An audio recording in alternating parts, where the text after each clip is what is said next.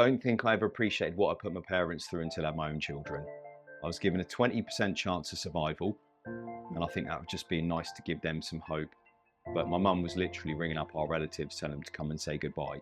So I had all the office jobs, I've done loads, I have a marketing and advertising degree, but nothing ever felt in my soul right, nothing. And I constantly felt like I was searching for something bigger, almost bigger than myself. Something needed to change, and I couldn't for the life of me figure out what it was. But we did the unbelievable. We went from fifth in the world in the middle of a pandemic with no resources, fairy tale style, to a gold medal. It feels right for you, you got to do it. And even if it's not work, whatever it might be, if it's the relationship you're in, if it's where you live, if it's something you feel is being pulled somewhere else, go see what it's like and give it a go. Get back up, take an opportunity, see where it can lead to.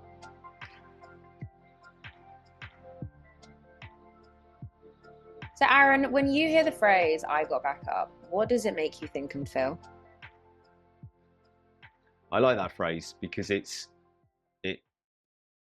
pretty much something I'd probably think about most days. Not in like a getting back up from anything major, but it just means you're continuing to get on with it.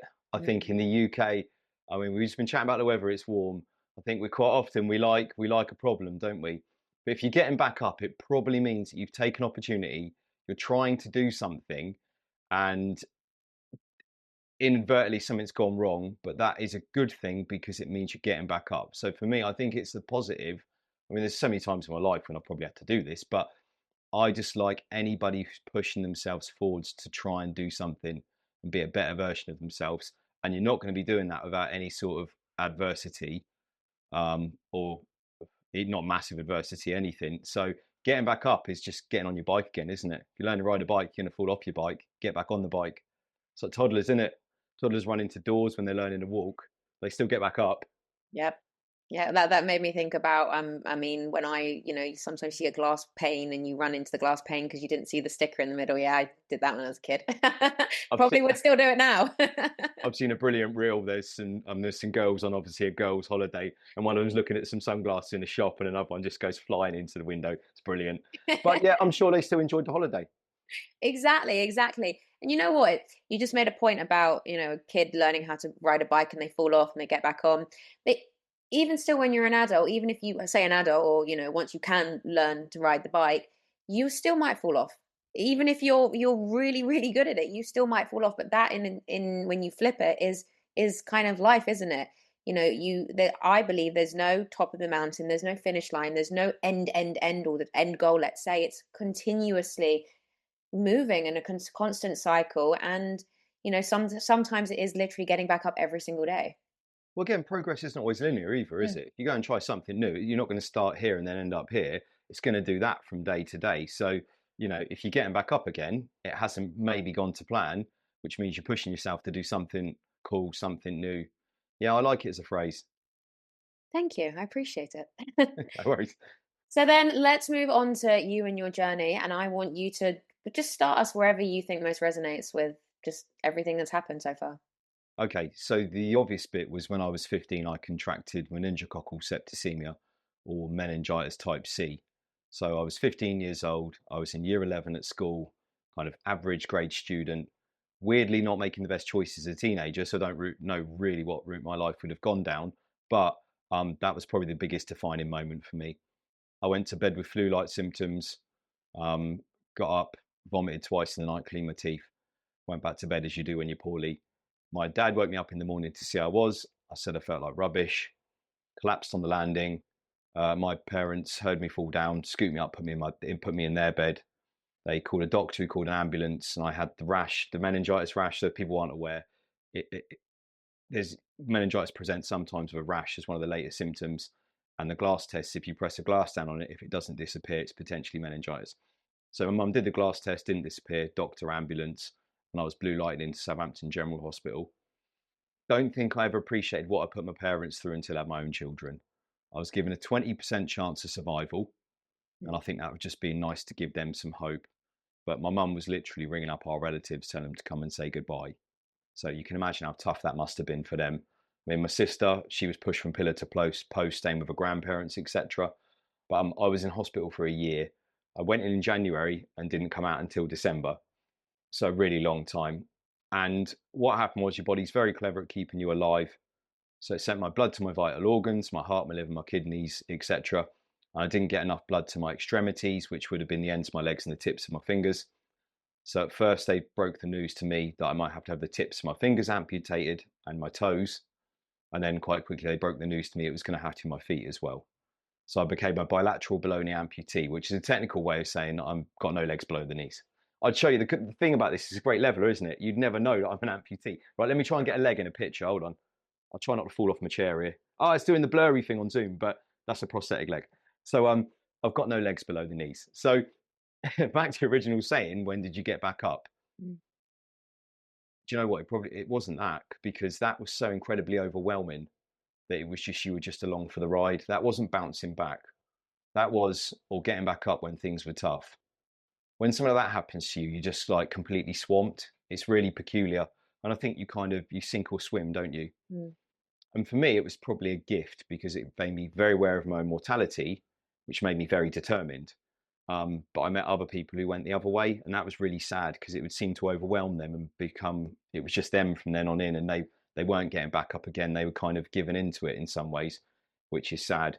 Maybe they do later on in their life. A few of them, obviously, I've never met again, but other people, it seems to overwhelm. But yeah, hospital for a year, bilateral below knee amputee. I never actually finished school. Made it to my prom. They let me go out for the afternoon to my prom. I borrowed a shirt from one of the nurses. It was a husband's shirt and like this 90s tie. It looked like something someone would have worn on Friends, you know what I mean? It was really garish looking back. But I was in like this NHS massive wheelchair, about 7 stone. And everyone was like, oh, you look amazing. I did not look amazing, but I did make it to my school prom. See, and you were able to make it to that at least. And Yeah. I assume, I mean, that's obviously not just taking a physical toll on your body, but a mental one as well. All of that. Well, it did at the time. Yeah, it really did. Like, I now look at it as the worst and best thing that ever happened to me. Mm. Worst for obvious reasons, but best because it gave me a completely different outlook on life and a drive that I never had. As I've already said, I wasn't making the best choices as a teenager. But yeah, it was really tough. I spoke to a clinical psychologist quite early on in hospital. They said, would I like to speak to someone? I said, yes, I would. And I think that really helped me rewire things in my brain. But I just had a good support network of people around me who helped me. Um, and I just sort of got on with it. It took a good few years, though, really, to really get my head around what had happened. But it's almost a gift in some ways. When something like that happens to you, all the noise just vanishes. Like I go on Facebook and see people moaning about wheelie bins. Like, and I think if that's the worst thing that's going on in your life, you're moaning about wheelie bins. Like, when you've had something like that, you've literally, I don't want to sound dramatic, but literally stared death in the face. Like other things just become noise. It just becomes bullshit, That's why I'm allowed to swear, I don't know. But it just becomes nonsense. So you don't worry about things as much. So it's a blessing and a curse. It's weird. I laugh when you mention the wheelie bin thing because believe me, I get it. Some of the things I hear people moan about today, I'm just like, okay. I'm like, okay. Well, I mean, some of the guests you've had on here, I'm sure, have been through some real adversity. And Mm. yeah, it is. We've not got a lot to moan about. Get it, it's not tough. It's not easy for everybody, but at the same time, it could be a hell of a lot worse. It could be, and it's interesting actually. It's an interesting point to make because you said it as well at the beginning, and maybe it's especially in English culture too, is we do moan in England. I don't know why. We just do. We do. I don't know why. And we moan when it's hot, we moan when it's cold, we do. So it's a when I say it's an interesting point to make, it's because sometimes even now, and maybe after my accident, it's something I've seen a lot of as well, is when there is someone moaning about something really, really, really, really small and insignificant, I do kind of sit back and I'm very peaceful and I'm just like, why? Like, why? Why are you getting angry about that? Like, why?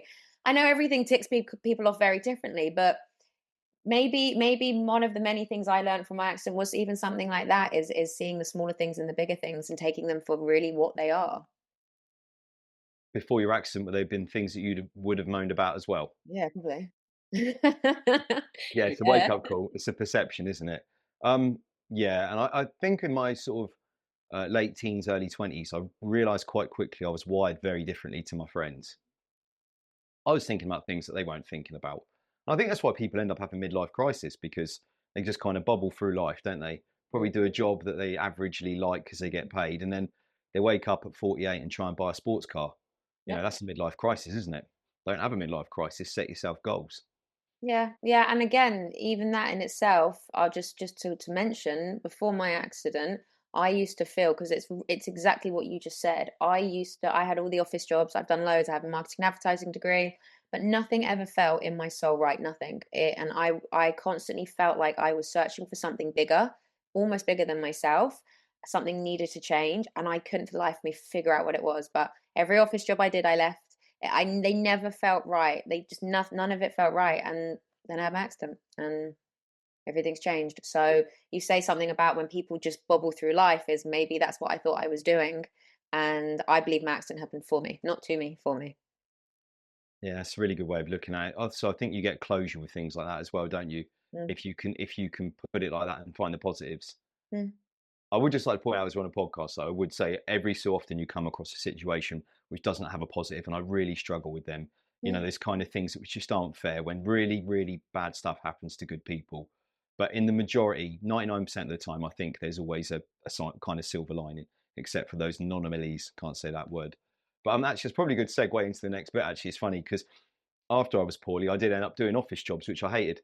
So because I was disabled, I could, I needed to work, mm, and but they'd never felt right. I was in these environments which didn't suit me. I wasn't particularly academic.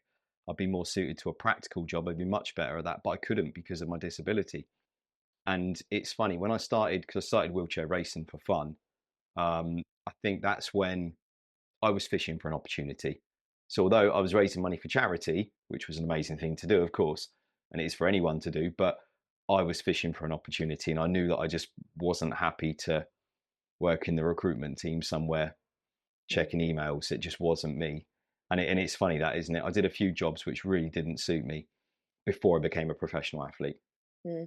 And then before we segue into obviously becoming a professional athlete, it's a point to note here, is anyone that is listening, I wish that people wouldn't have to go through some of the things that I know people have gone through for their lives to change, including what I've been through.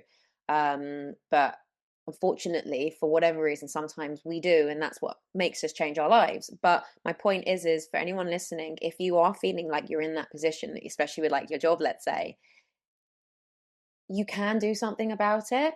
Like I don't know what I could, I don't know what, because I at the time didn't know what, but there are ways that you can do things about it if you feel that you need to change your life.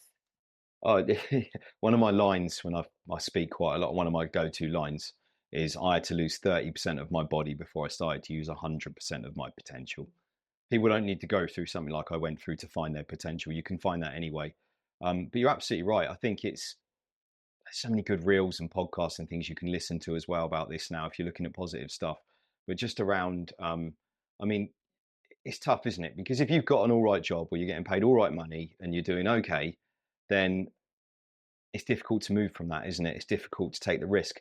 And you get so many people say, why on earth are you leaving this? Or why on earth are you changing? What you're doing is brilliant. So you're going to have to upset a few people on the way as well to do something extraordinary. But it's on you, isn't it? I guess. Yeah, it is. It's on you, and if it feels right for you, you got to do it. And even if it's not work, whatever it might be, if it's the relationship you're in, if it's where you live, if it's something you feel is being pulled somewhere else, go see what it's like and give it a go. Yeah. Yeah, absolutely. I mean, you could say, what is the absolute worst that can happen? Mm, And it's probably not life or death most of the time. no, no, no, it probably isn't. And I've learned as well, I think a lot of the times when we don't do something is because we're scared. We're just scared. We're scared of sometimes we're scared of our own potential, or we're scared of rejection, because that's a huge one. We're scared of failure. And so we're actually too scared to put ourselves out there to do the thing, whatever it might be, because we're living in fear. But something I like to say is some of the greatest things that will ever happen to you in your life are the other side of your comfort zone. Yeah, and I guess that was my point at the start about getting back up. I think you're right. If you're getting back up, it means you're doing something outside of your comfort zone. That's why I quite like it. I think you're right. I'm always trying to push myself. But my problem is I can't actually switch it off either. So what happened to me was a blessing and a curse. A Yeah. blessing because it made me take all these opportunities and do all these amazing things and look at things maybe differently than other people did, but I also can't switch it off.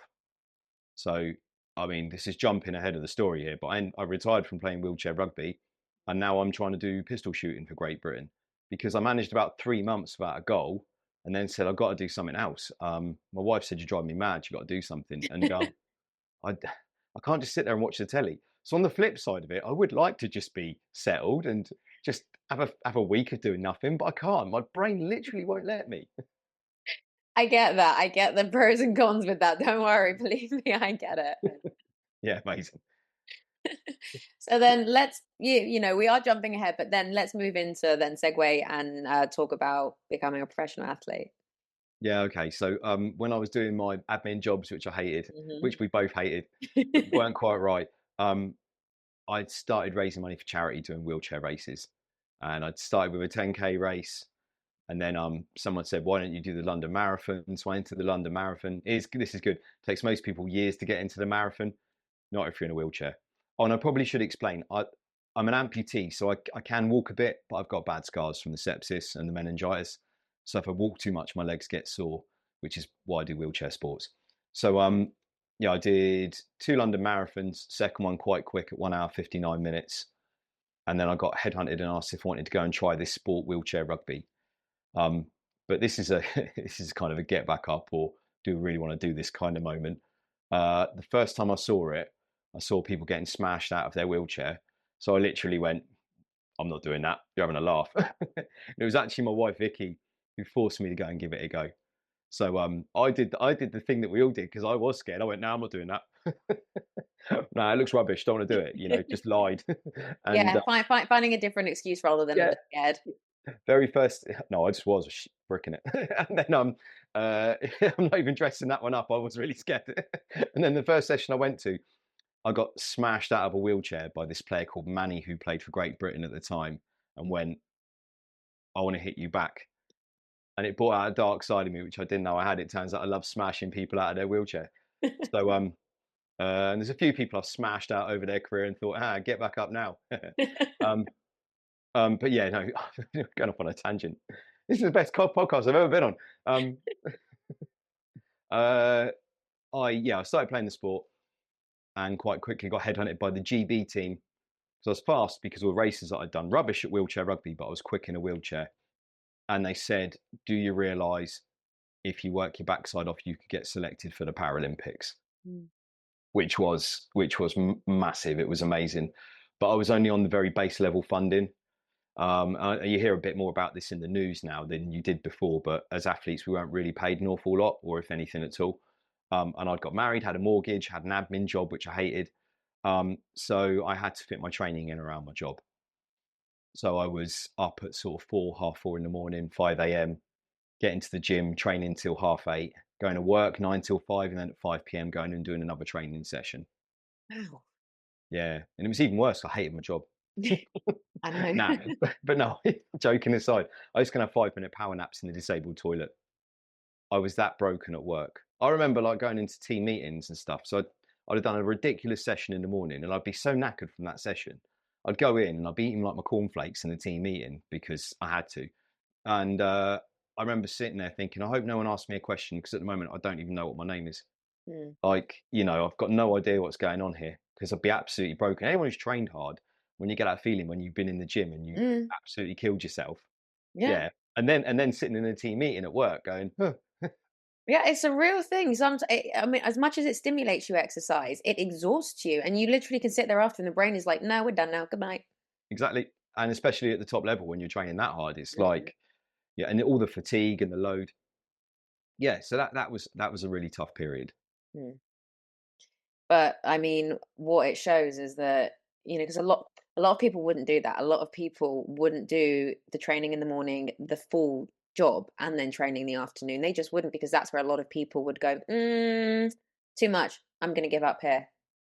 So And this is the opportunity point though. This is me going, I don't want to do this job forever. I need to do something else. It was my get out of jail free card, but it was a tough one.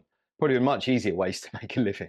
But it was going to be amazing. Yeah, we got to London though, mm, which was phenomenal. London 2012, in my opinion, probably made us one of the most inclusive countries in the entire world. mhm. Um, Two things happened in quick succession. The first was Channel 4 winning the rights and putting on the amazing adverts and things that they did. I mean, Paralympic sport had never been seen like that before, literally with like hip hop music and car crashes and explosions. Like during the Olympics, they put up a poster that said, uh, here come, no, what was it? Thanks for the warm up. Here comes the superhumans. Like during the Olympics, they were putting up these posters and stuff, which was amazing to be part of because we were cool all of a sudden. And we nearly sold it out. And again, that had never happened. Before you had the Olympics, big sold out roadblock event, and you had the Paralympics with like 3 people and their dog watching, not in London, which gave it huge credibility because for once all eyes were on it because all the stadiums were full and it was packed out and it was amazing. And I expect, driven by money as well, the sponsors went, "Oh, something in this. These disabled people, they've got some money, haven't they?" We didn't as athletes. I don't know where these other ones came from. But no, joking aside, the stadiums were full, which was really cool. And how was them being a part of that and being in those games? So my proudest moment. So I had a 1-year old Ella, and my wife Vicky and Ella came to watch, and they were there in London. And after the game against America, it was chaos. Um, Ella's in a sellout crowd, like completely out of her routine in London.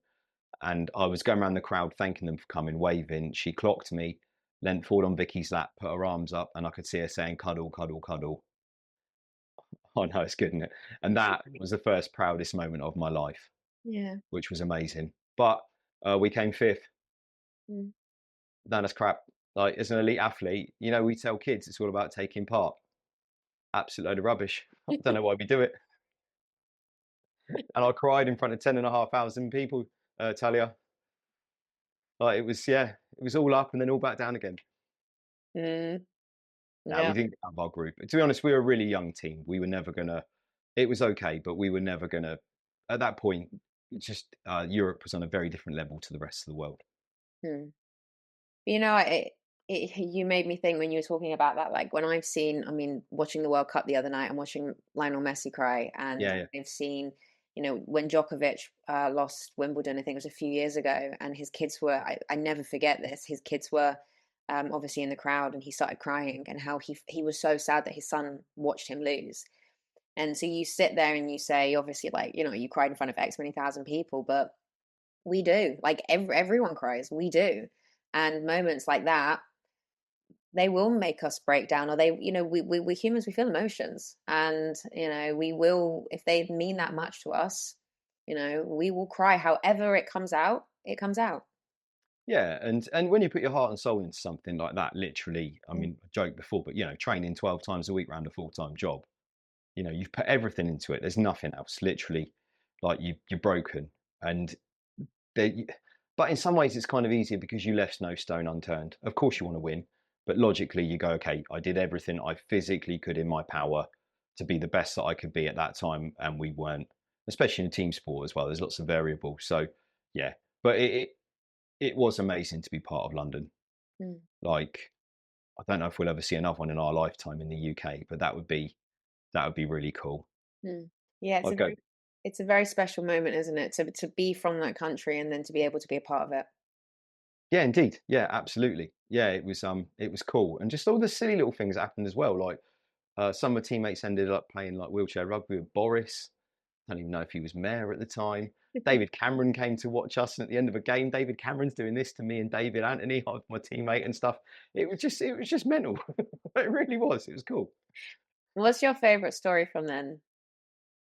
One that, I don't know, Uh, maybe you haven't shared a lot, or I don't. I'm not going to get in trouble now. I'm not. It's fine. Right. So, bearing in mind we're a rugby team and we'd come fifth. Hmm. It was going to be the closing ceremony because we were competing right at the very end, which is the worst time to compete. You want to be at the start because then you finish your event, come hell or high water, you've won, you've lost, whatever happens, you can enjoy it. But we couldn't. We were still in this high performance bubble because we were competing over the last 5 days. So we finished, we'd just come fifth, and it was a closing ceremony that evening. Mhm.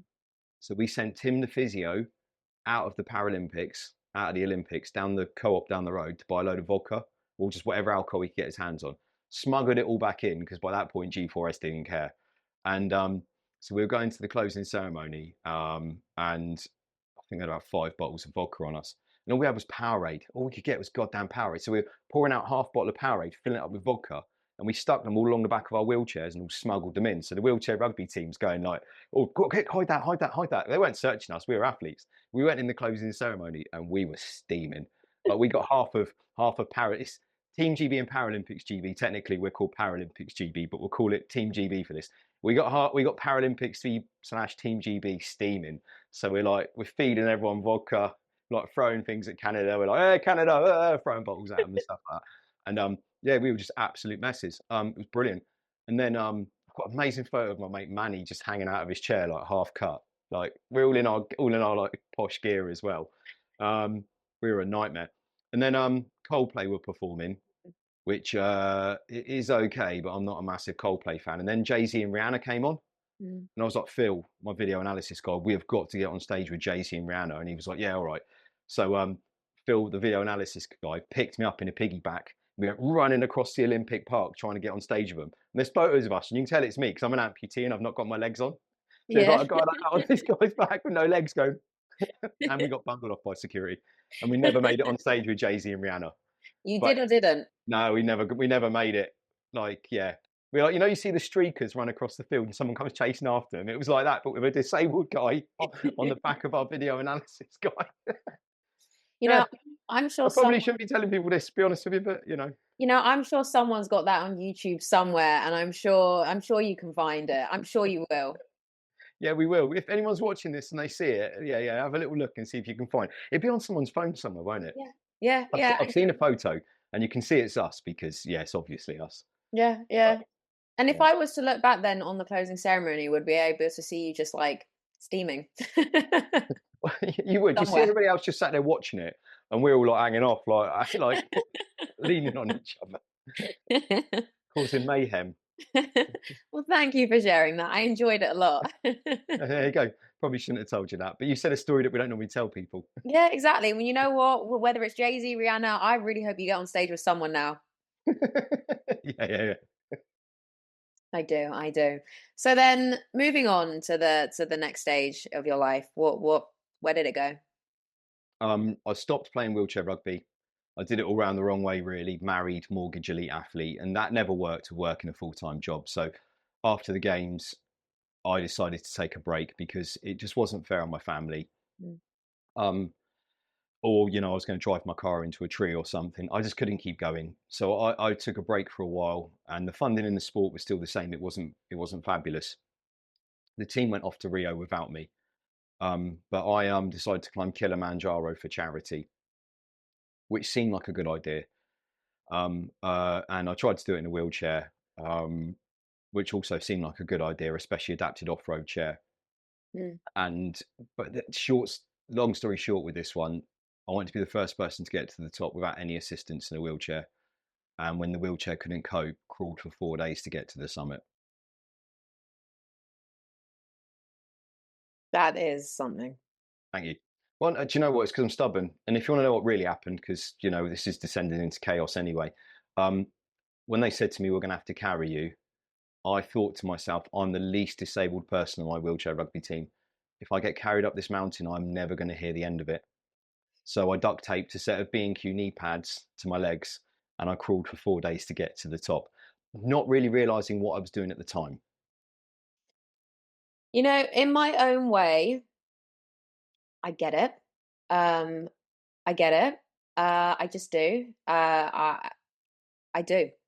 Because it's like it reminds me of me, and it reminds me of if I, whatever reason, can't do something, I'll go, okay, well, I'll try a different way. Even if the other way sounds crazy, I'll still give it a go. Well, it wasn't until I got home and people said to me, "How did it go?" And I told that story. I said, "Well, I did the wheelchair for 2 days. They then said, 'We're going to carry you.' And I said, 'No, you're not very politely,' and crawled for 4 days." And people would go, "What? What do you mean you crawled?" And I go, "Yeah, I crawled. I wasn't going to get carried, so I crawled." And they go, "What do you mean you crawled?" And then that's kind of when I had the penny dropping moment of what I'd actually achieved, Mm. Yeah, I because mean, I just wasn't up for it. yeah, and even when you say that just now, it's like I wasn't going to be carried, I was going to crawl. That was you making a decision for what you wanted to do. And I mean, how was that crawling for 4 days? I mean, it was. I've done the London Marathon a couple of times, Mm. and the first 3 days wasn't too bad. It was the summit night because Kili is, you can just see this kind of, you walk, it takes most able-bodied people 6 days. And when you're getting towards the summit, you just don't feel like you're quite getting there. It's weird, but the last bit is very steep. I never would have been able to get up it in a wheelchair. I don't know why they told me that anyway. It was literally kind of really steep at points. You couldn't have gone up in a mountain bike. That's what I mean. And yeah, that night I just I put a Bluetooth speaker behind my head and just played really loud dance music into my ears to take my mind off the fact that my knee pads were full of blood. I was throwing up, and yeah, I was in a state. So, but it's quite funny because anybody else who went, who was going for this like once in a lifetime, like really magical sun coming up, we're on the mountain, it's beautiful night, you can just hear drum and bass because that's all I had. That's all I had to get me through it. So all I had was I just played loud dance music because being an athlete, I knew how to push myself and how to get through horrible situations. And that was one of my coping strategies, just play some really loud music. Um, but no, joking aside, that last bit on the morning when we got to the top was magical. Mm. And I've got the video of it, and all the guides are singing the Kilimanjaro song that they sing in Sakuna Matata. And I'm sobbing when I get to the top. My little shoulders are going. Mm. But I also got to do it with my dad as well. So my Mm. dad was 63, and he's been an engineer all his life, and I dragged him up a mountain so he could fix my wheelchair if I broke it. And he plodded all the way to the top. So my dad, right? My dad was a welder, and his training consisted of stopping drinking beer and going out for a walk on his lunch break every day at work. That was Dad's training. But he Mm. made it to the top. He's like a rhino. Collapsed when he got there, but he made it to the top as well. Mm. It doesn't matter how you get there, it's just you get there. Yeah, absolutely. Yeah. So that was a very cool thing to do. Yeah, and you know what? Even that's very special. I mean, very special the fact that you were able to do it with your dad too. Yeah, yeah, yeah. And the other cool thing was my daughters made a poster that said "Good luck, Daddy," and I carried it all the way to the top. And I've got the picture of me on top holding their poster Mm. at the top, which was phenomenal. Yeah, I'm sure. I mean, that is a look, Kilimanjaro is an amazing thing for anyone to do. And I've heard some real stories, especially the closer people get to the top. I've heard it all. Um, and I've heard it's not the most pleasant experience the closer you get, but like physically for people's bodies. Yeah, But it's the most amazing, one of the most amazing things to be able to achieve. So, I mean, you should, I'm sure you are extremely proud of that. yeah. Thank you. Again, but this is the not get back up, but it was just an opportunity that I took Yeah. because literally the charity that I do a lot of work for, Meningitis Research Foundation, for obvious reasons, said, we send lots of students up Kilimanjaro to raise money for us. Do you fancy it? And I just went, all right. I didn't even really know what Kilimanjaro was. I had to Google it. I had a bit of an idea. I knew it was a mountain, but I didn't know much about it at all. And if you Google it, the first picture you see is higher in the clouds. And I went, Yeah. brilliant. What have I agreed to do? Yeah. But it became something much bigger, and it was very cool because it was a big piece around meningitis awareness as well, Mm. which is still quite big and bad in Africa. So yeah, that was very cool and humbling. Yeah, and you mentioned as well about your coping mechanisms and strategies. What can you share a little bit more about some of the things that you have? Do you mean in terms of kind of when what like on Killy when things got tough, or do you just mean well-being? I mean, what? I think that's a very good question. I think you said as well. You learned, with the music, the coping mechanisms you had for things like that. What are some of the strategies that you would have in that respect? Okay, okay. So I mean, being an elite athlete, there's so many to mention. I'll try and turn this around in another way so people can do it for themselves. I mean, in sport, we're the product. So it's not very many walks of life where you are the most important thing. Hmm. Like if you're a teacher, you're not the most important thing, the kids are. Hmm. If you're a chef, you're not the most important thing, the food you're making is. But as an athlete, it's driven by money. You get paid, performance related pay, depending on how you perform. So how do you perform? You look after all your athletes. So we'd have numerous meetings with kind of nutritionists, I have a sports psychologist, I have physiotherapists, I have strength and conditioning coaches. I have all these people who give me tips and tricks to make me kind of better version of myself, I guess.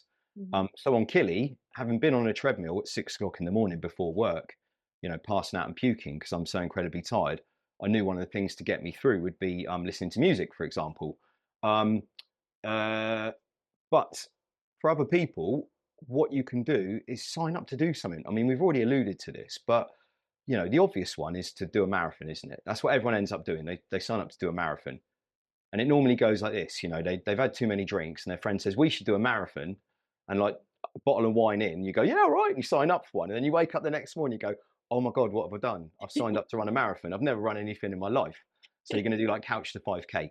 But then what happens is you learn through that process. 1 second. Chloe, I'm doing a podcast. You can't start jumping on the trampoline. Chloe, I'm doing a podcast. I told you this. You can't start jumping on the trampoline. All right? I know you're bored. We'll go out afterwards. I'll see you in a while.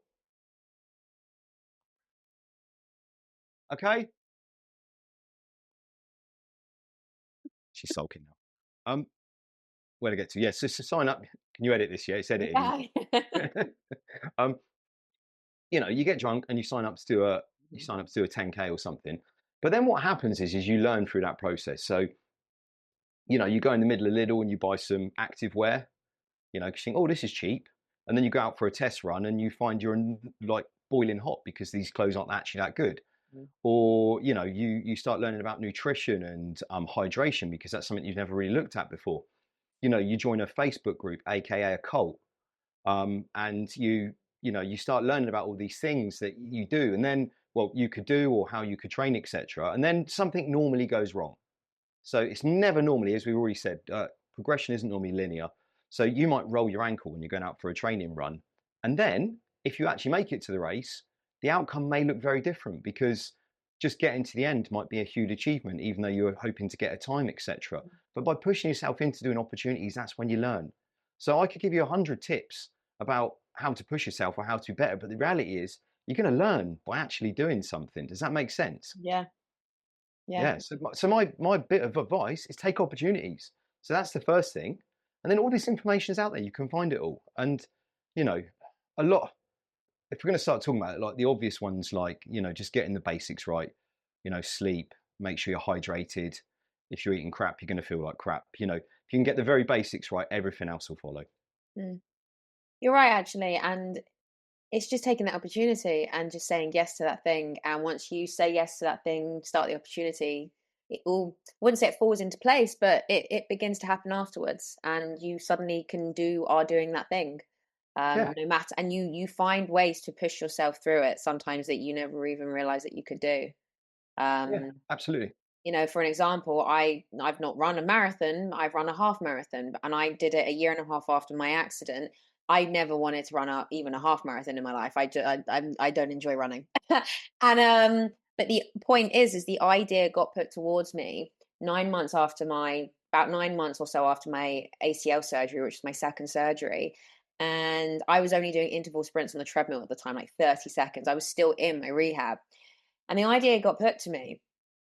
And something inside was like, I kind of want to show myself that I could theoretically break my legs and run a half marathon. I wanted to show myself that I could do that. So my decision was my physio's decision. So I messaged my physio praying he was going to say no, praying. And I said to him, do you think I could run a half marathon in 4 months? And he goes, yeah, why not? I was like, oh, because That's I it. said to myself, whatever Yeah. he says, I'm going to do. And I was like, oh, great. Anyway, I think that day or the next day, I had a place on the London Landmarks half marathon with breast cancer now, and I did it. Well done. That's amazing. You gonna do Thanks, a full mate. one? I don't think I'm going to do a full one. No, Yeah. I like mountains and things like that. Yeah. All Um, right. Cool. but you know what? Yeah, I did that, and I did the half marathon, and I learned so much about myself during it, throughout the training, throughout that I had a setback as well, because obviously everything I'd gone through with my legs already, I overtrained. And 3 weeks before the half, I had to stop training because I'd overtrained. So yeah, you have a plan, you think you know what you're doing, and then things happen. But at the end of the day, I still got there and I still did it and I still finished it. Well, I said it again. I had to lose 30% of my body to use 100% of my potential. You don't have to go through something like we went through to find your potential. Just take opportunities. Do something crazy. Scared of heights, sign up, jump out of an aeroplane. Mm, Just do something bonkers. They're things that you'll remember for the rest of your life. I agree with you. I do agree with you. And it's like you were saying before about just if you're on that kind of that cycle in life, and even if all your friends aren't doing that thing that you really, really want to do, so what? Just do it. Yeah, there's a really lovely line in the there's that Nas song, I know I can be what I wanna be. and it's about the girl who goes to take drugs and she's so off her head she can't even sing. And he says, just remember, some people came to take drugs and you came to sing. And it's like that same thing. If you spend all your time with people who like going to the pub, they don't want you to go off and do other things because they want you in the pub. Like I've got like sets of friends. Some of my friends, oh God, I hope they don't listen to this. But some friends, like my friends from school, I see them every so often. I have a real laugh with them, but I couldn't spend my life with them because I just couldn't. It's just not me. I think you know where I'm getting with that. And like, it's the people that you surround yourself with as well. Some people, you say, I'm going to do a marathon. They're going to go, why do you want to do that? It's stupid. Hmm. And I think, yeah, and with that, you can't.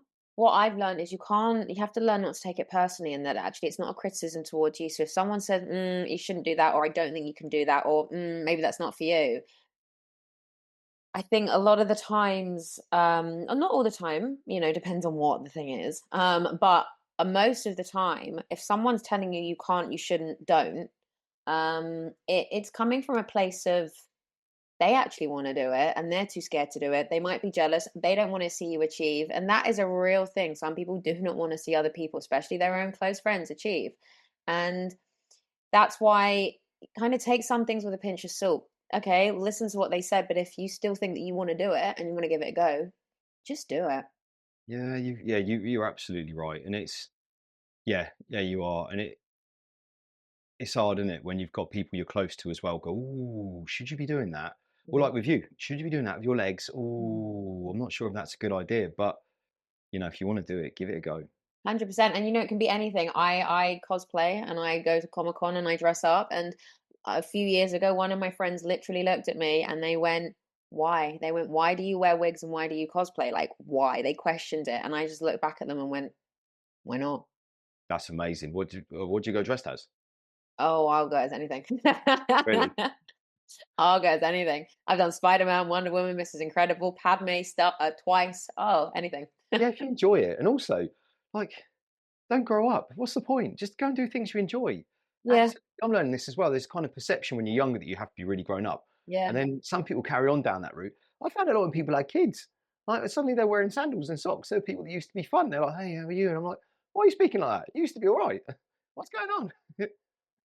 You've changed. My daughter, we're having a party in my house tomorrow. It's going to be like an illegal rave, I think. We've got the speakers out, we've got a laser. These kids don't know what's going to hit them. We'll be on the deck swinging around a towel like this.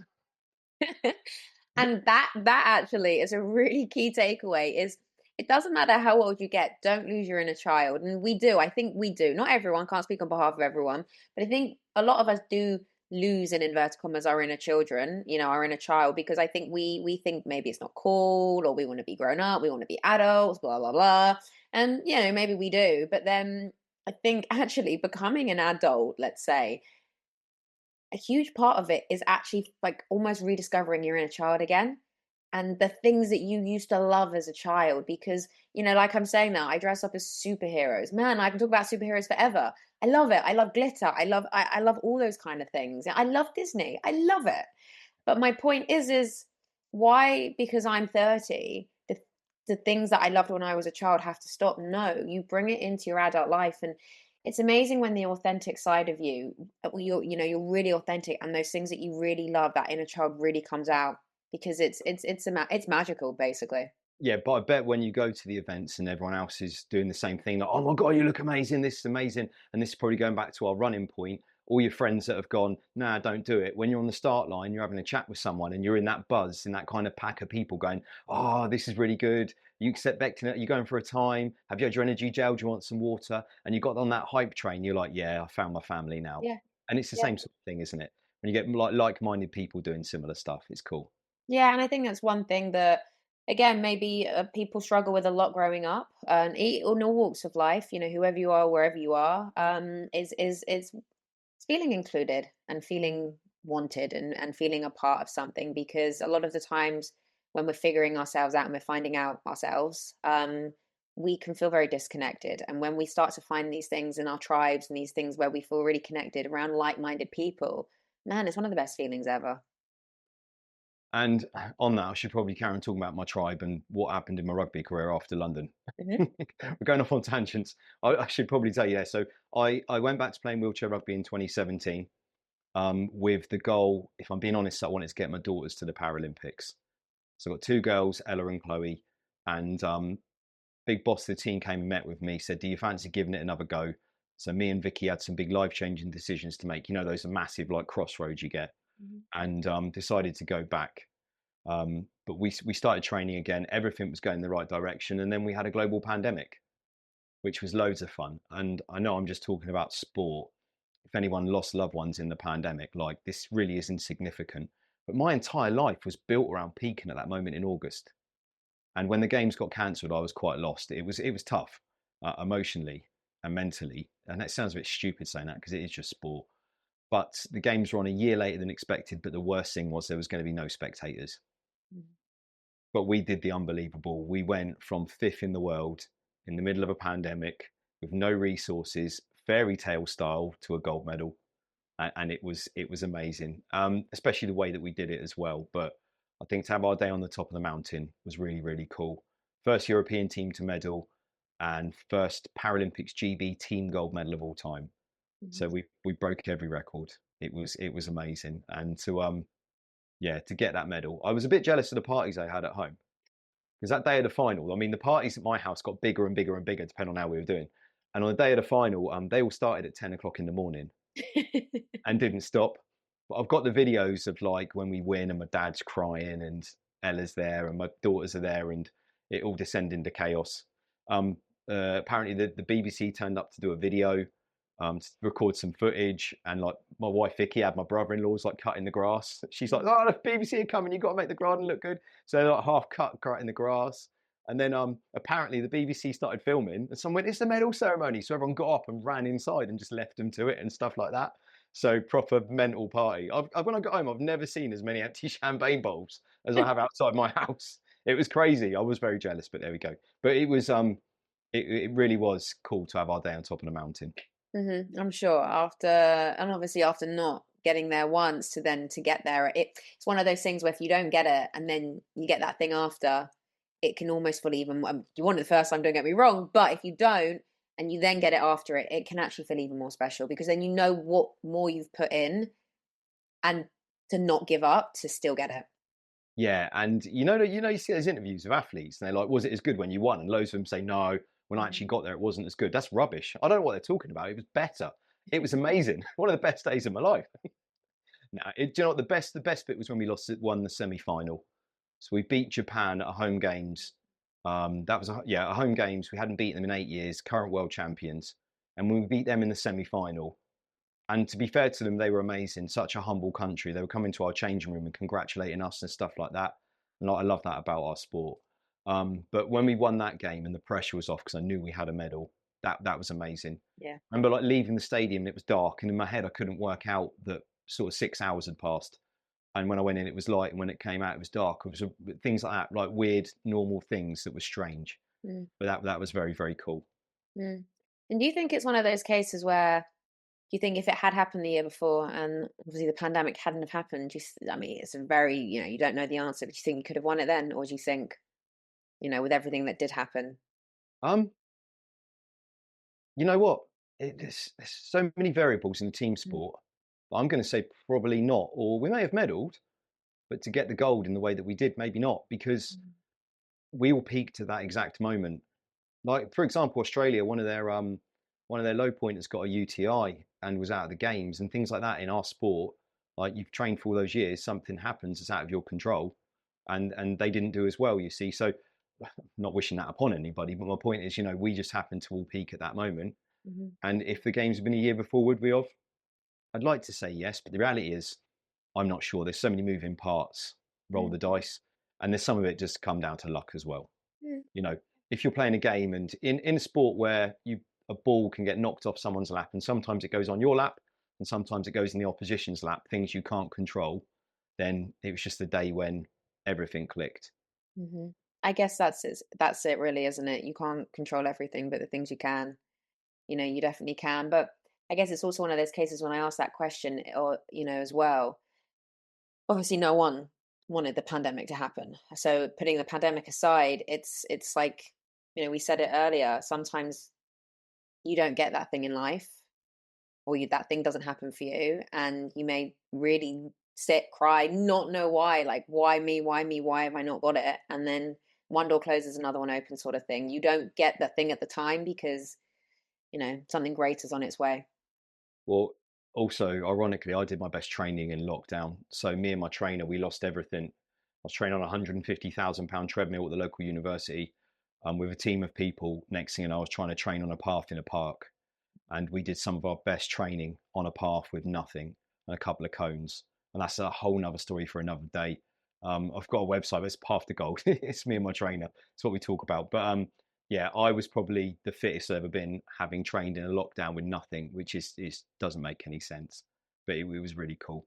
But I carried on to Paris as well, Mhm. because I still had unfinished business. I wanted to get my girls to the games, and it was amazing to be back in the sold out stadiums with everyone supporting us.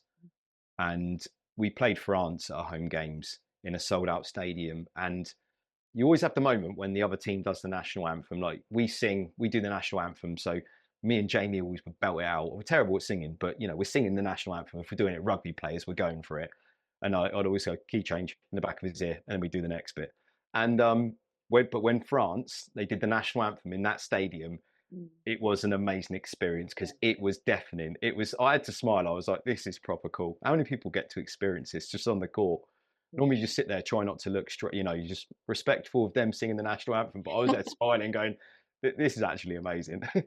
Yeah, um, I would have loved. I would have loved to watch that because you're right. A lot of the times when I'm watching sport and you see the different teams, some aren't singing along, and then some are really belting it out, and I'm like, yeah, I respect that one. well, we did because we were in France, and there was all you could hear was like 12 voices. That was us shouting out.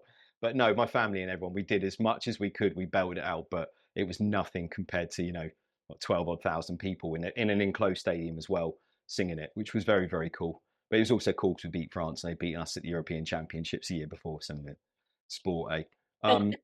But unfortunately, we came fourth at the games. So we lost to Australia by 1 point in the bronze medal match. And it's funny actually because after we lost that game, I didn't cry like I did in London when I sobbed in front of all those people, because I had two very upset little girls come in to speak to me, who they thought I was going to be upset, but I had to hold it together and say, do you know what? It's just sport. All I ever want you to do is do your best. Mm, Even though I wanted the ground to swallow me up in that moment, yeah. um, I just had to hold it together for them, which was tough. But again, it's just sport. We lots of players retired after Tokyo, so we're there with a really depleted team. So looking back on it now with fresh eyes, I guess what we achieved was probably on par with a gold medal. Mm. Uh, But your kids nonetheless will, I'm sure they've told you, and if not, are incredibly proud of you and always will be. So yeah, they are, but they just rinse me all the time because they're my kids. yeah, that's what we do. Oh, yeah, yeah. It's like some of the stuff they come out was unbelievable, but there we go. But just quickly though, on you were mentioned about your training, what you showed as well was that even though the world closed, because the world closed, you had a dream, a vision, a goal, something you wanted to achieve, and you you made your own way of making it happen. So it's one of those things where you try something 100 different times and it still doesn't work, and people give up on the 101 time. But if that 101 time is the thing that pushes you and makes all your dreams come true, and it's also a what it shows is that you were literally given the facts of gym's shut. There is nothing you can do. So what did you do? You made your own way of making it happen. Yeah, we did. Yeah, it was. It seemed daft at the time. We had to take a broom down to the path with us to sweep it up. Like, I was maybe an elite athlete, like, and John was a professor of sports science, like top guy, and it was, yeah, it was tough. But I think this is that missing the bit of your brain which says I can't do this. Rather than going, oh, this isn't going to happen, you go, okay, I'm not sure how it's going to happen, but let's give it a go. Yeah. Maybe that's back to the getting up bit, isn't it? Maybe the getting up bit is going, okay, I didn't expect that to go wrong, and it has. So what we're going to do about it, Hmm. rather than getting back up having to be sort of a massive a massive thing. It's kind of, sorry, I'm thinking through this as I'm speaking, but do you see what I'm saying? So it's I don't know how the hell we're going to do this, but let's just give it a go and see what happens. Hmm. I exactly know what you mean. It doesn't always have to necessarily be the big things. No. It can be literally your everyday. It can be whatever it is that makes you feel that you just need to get back up from that thing. And it can literally be anything in life. It can be anything. And it's what you said. It's okay. Well, this has been taken out of our control. I mean, it literally has been taken out of our control. There is nothing we can do about it. So what we're going to do, we're going to try it our own way. We're going to come up with something new. We're going to come up with something different, and we're going to still make it happen. I think that's real high performance. Real high performance is when you don't know what you're doing, but you're going to give it a go anyway, and you're just going to do your best. As soon as you have a process for something, it's not then high performance. You're not high performing because you've got a process. High performance is, yeah, literally on a prayer and a bit of duct tape and instinct. You're going, okay, I think this will work. I'm not sure if it will. I like that. It's like the England coach. I'm not a massive football fan, but getting rinsed really for the World Cup, and at the Mm, end they say, "Should he have done this? Should he have done that?" He's just making decisions, isn't he? In the moment, that's high performance. With goals down, try and do what logically you think is right. Sometimes it pays off, sometimes it doesn't. That's just sport. But that's still high performance. Like you can't have an answer for everything. You can do your best. yeah, yeah. I know exactly what you mean. Yeah. I do. And then what about now? You said very recently that you spent 3 months and you couldn't do it. So Yeah, I couldn't do it. So now I was looking for another opportunity. I was looking for an individual sport. I Mhm. retired from playing rugby because it's an awful lot of time away from home because it's you have to be together with your team to train. I was playing club level as well, and going off all over the country. So and around the world playing tournaments. So I've been looking for an individual sport, and I'm now doing pistol shooting, which is like the opposite of wheelchair rugby. I've got 75 minutes to take 60 shots, and it's very calm and composed, and like lots of slow breathing. Versus before when I was like screaming in disabled people's faces, like quite literally. So it's very different, but I can train at home, which makes a big difference. That sounds really cool. I'm not gonna lie. It sounds really interesting. One of the I don't remember what it was called. This is actually quite bad that I don't. But when I was watching the Winter Olympics, there was one of the sports was they would ski and then they would stop and then they would shoot. Don't know what it's called, Yeah, I know exactly what you mean. I've got no idea either. It was cool to watch though, wasn't it? What, but what it are they was going so the little good to track? watch. Yeah, because you're blowing out your backside, aren't you? So you're going to apps, you're on failure. Oh, because do you know when they're doing the skiing, Mm, do you know the ski erg you get in the gym? yeah, yeah, yeah. That's based on that cross country skiing. Okay. So that I think the cross country skiing is the hardest cardio sport you can literally do because snow when you're skiing on it, it's like sand, isn't it? It's not when you're trying to push like that and you're going up hills and things. It's like Mm. you're pushing through up sand on skis. So the ski erg, what you use in the gym, is mimicking that. So doing like 5 minutes on the ski erg flat out and then trying to shoot something and stay steady, that must be really hard. And I loved watching their techniques because some would take a couple of, some would just go straight into it and they're sort of shaking, aren't they? But they're still shooting. Other ones would kind of have like 5 seconds off and then just go bap, bap, bap, bap. Yeah, Yeah. it Yeah. was cool, wasn't it? I love watching that, and then they'd put the I guess the rifle back on their Yeah, shoulders, and then they'd just go yeah. skiing away. Off they go. Yeah, yeah. Mine I sit still, so I'm just like I don't run around or anything. But yeah, maybe I should bring that into the Olympics. That could be or the Paralympics, a new version. Mm, We'll have to mm. jump in our wheelchairs with like a gun in our mouth or something, wheel round and get it out and start shooting. And Maybe how edit that out. and how is that? How is it going then? How is it going? Yeah, it's all right. I'm nowhere near elite level, nowhere near the top level, but it's good having a goal. I Mm, like to say that I'm progressing fast and I'm doing okay, but it's weird going back to the start. It's weird, like even stupid things like getting my equipment sorted and stuff. So in rugby, like everything, I had it after 16 years. You've got everything as you want it. You know which ties you like. You know which equipment you use. You know which tape you like on your gloves.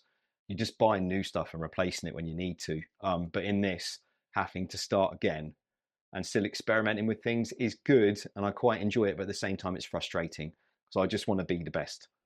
I want to bypass the bit in the middle at the moment.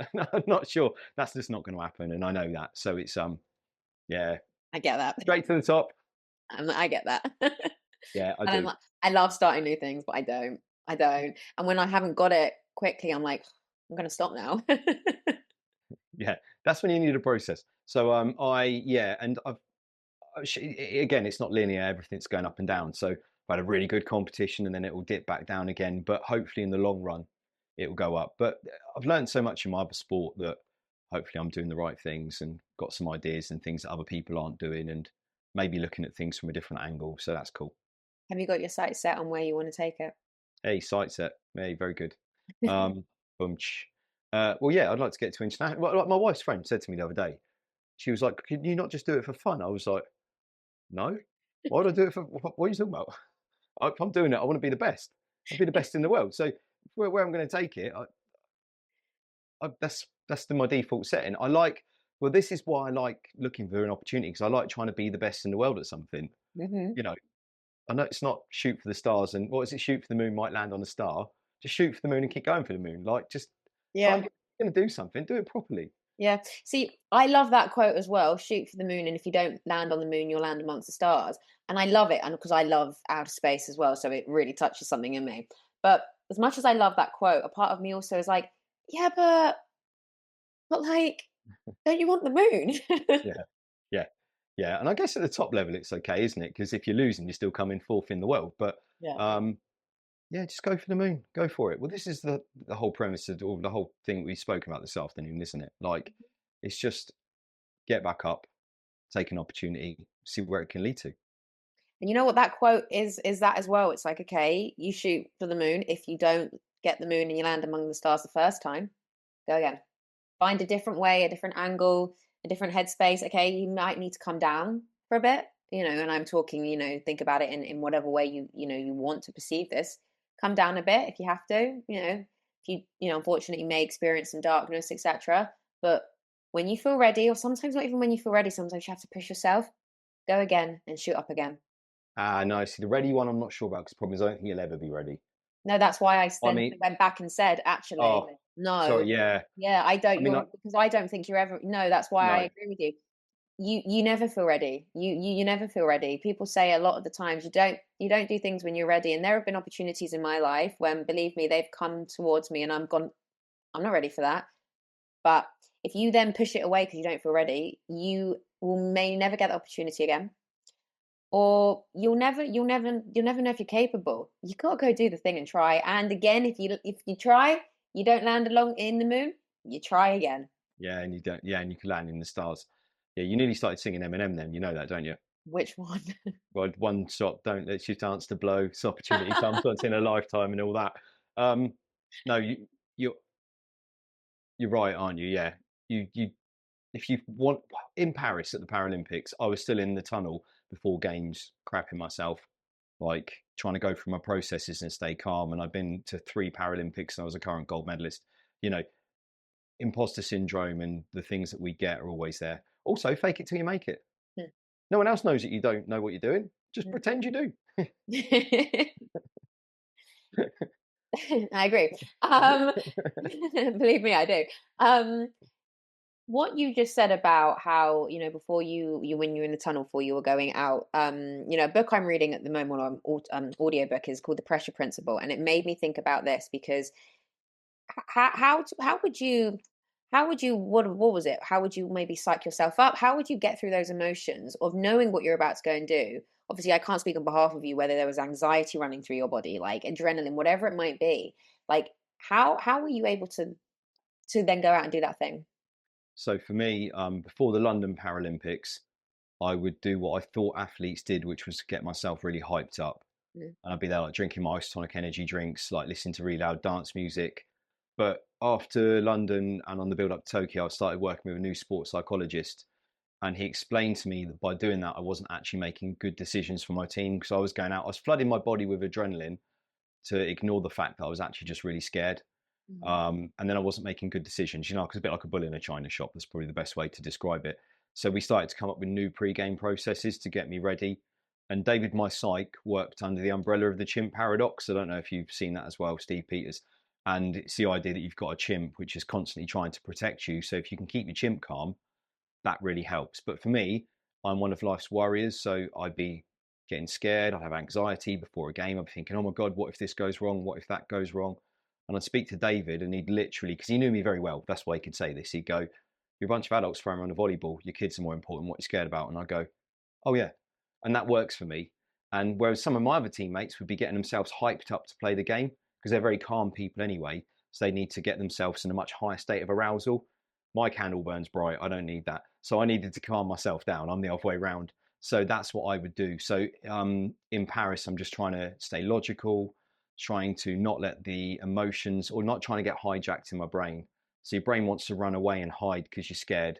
So I'm trying to look at normal, like talk to people, do normal things, look at like cables running off to cameras, pop up banners, anything mundane and normal, I'd be looking at or trying to concentrate on to keep my mind in the moment in the room. Mm. That's a really interesting way of putting it. Yeah, that worked for me. Yeah, no, it actually makes sense. Yeah. And saying it like kind of for what it is, to take it to take you're right to take the emotion away from it. Sometimes you need it. Sometimes it can help to dim it down a little bit. Yeah, for saying what exactly what it is, exactly for what it is. It's a nice way of putting it. Well, you could have, there's a million different scenarios that can happen in a match. But logically, it's just a game. You're going to make mistakes. Things are going to happen. But in your brain, I could start catastrophizing and going, "What if I drop a ball? What if I do this? What if people watching me? What if like, I make this mistake? What?" And that's not helping you. All you can concentrate on is what you're going to be doing next and trying to do the best thing you can in that moment. Hmm. So the best thing to do is kind of for me was to keep calm and try and stay logical. Hmm. Hmm. Because that's it, isn't it? Why we, for some reason, are programmed as humans to think about the negatives and to worry about the negatives and to focus on them. But why do we constantly, and I question this as well, why do we constantly worry about what if things go wrong? And why do we not just go, well, what if it all goes right? I'm reading a really good book at the moment called The Big Leap. Okay. The Giant Leap, The Big Leap. I couldn't say the name of the author, but it's someone recommended it to me, and he's talking about that. What if you could just have a prolonged period in your life where everything goes well? Mm, Things will always go wrong, but eventually. But what if you could have a prolonged period? We're programmed to look for risk, aren't we? Because we're we were our brain hasn't caught up and still thinks we're in a field and could get attacked by a wildebeest. That's not going to happen, is it? But because we're always looking for risk, that means we're going to find problems. Going back to our wheelie bin people, I'm mm, sure there's some people out there that are, because of their mentality, more disabled than I am as someone who is on paper severely disabled because of the way they look at life. And that's stupid. mm. I actually know what you mean. Yeah. We all Mm, know them. mm. Our minds, our minds, yeah, our own minds can do detrimental things to ourselves. Yep. Yeah. But I mean, in sport, we do visualization because your brain doesn't know what's real and what's fake. You know? So if you keep, so we would, I'd close my eyes and practice going through my processes for a game because I've just given myself a whole nother training session for free without any physical toll on my body. So if you keep saying to yourself, this is going to be bad, this is going to be bad, this can be bad, I'm not going to enjoy this, then you're going to start to believe it because your body doesn't know what's real and what's not real. And half the time it isn't real. No, it's not. It's not.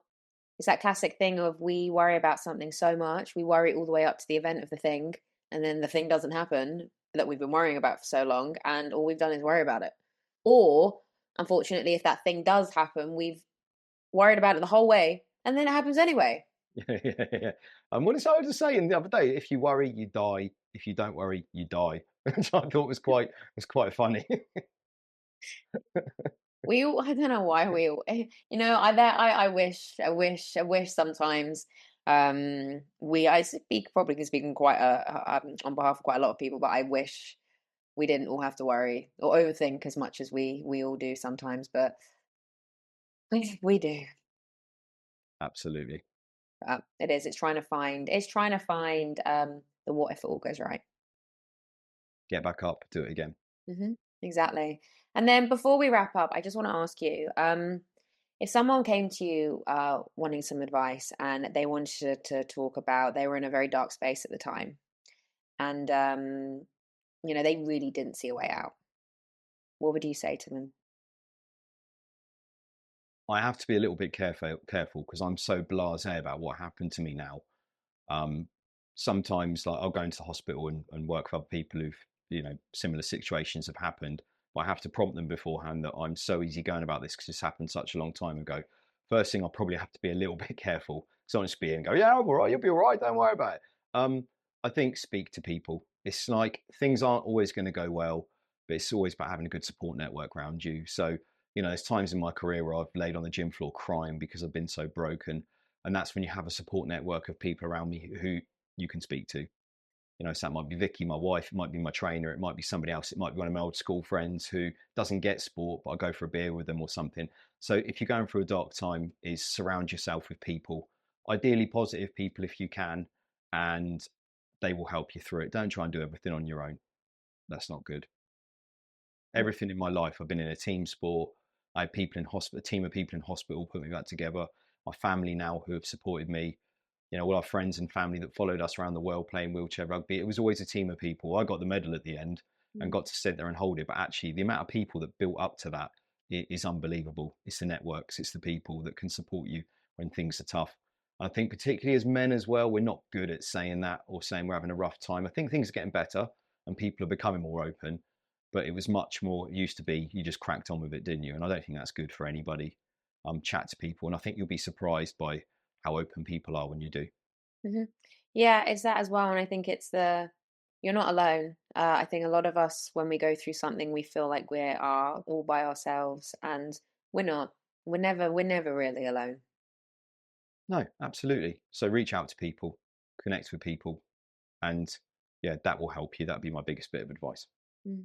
Well, thank you. Is there anything else you'd like to share today? No, not at all. I've just really enjoyed this. Probably told some stories that I shouldn't have. So if anyone from a team or anything's watching, then yeah, whoops. Oops. Yeah, it happens. I've retired now. I can say what I want. But no, no. Thanks so much for having me on. I've really enjoyed it. Good. Well, it's been my absolute pleasure. Thank you. Thank you. Thank you for being here today. Life will knock us down, sometimes hard, and sometimes more than once. And when it feels impossible, know that your story isn't over yet. Sometimes when everything is falling apart, it's really falling into place. You have the power to rise, to heal, to make magic, and to evolve. And you have the power inside you. We all do. You have the power to get back up.